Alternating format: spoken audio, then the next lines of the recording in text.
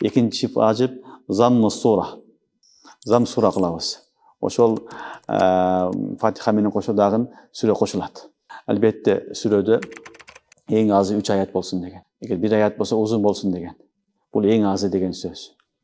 Калганы хадис кыраат, бабыл кыраатты окуйсуңар, айтылган канчалык деңгээлде окулат деген деп. Эң узун намаз фажрда окулат. Эртең менен багымдат намазды эң узун окуйт. Пайгамбарыбыз саллаллаху алейхи ва саллям 100 аятка чейин окуган. 80-100 аятка чейин окулат. Эң узун окулат фажрда намаз. Андан кийинки узун намаз зухурда окулат. Андан кийин ишада окулат. Анан аср, анан магриб. Ушунтип окулаткан деңгээлдери бар.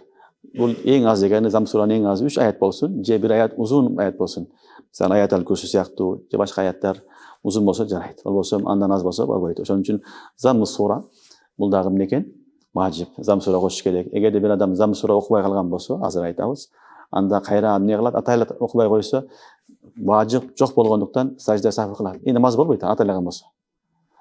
Жаңылышып калган болсо, сахван насиян болгон болсо, сажда сахв кылат, сажда сахв менен гана ал толукталат. Болсом толук болбойт.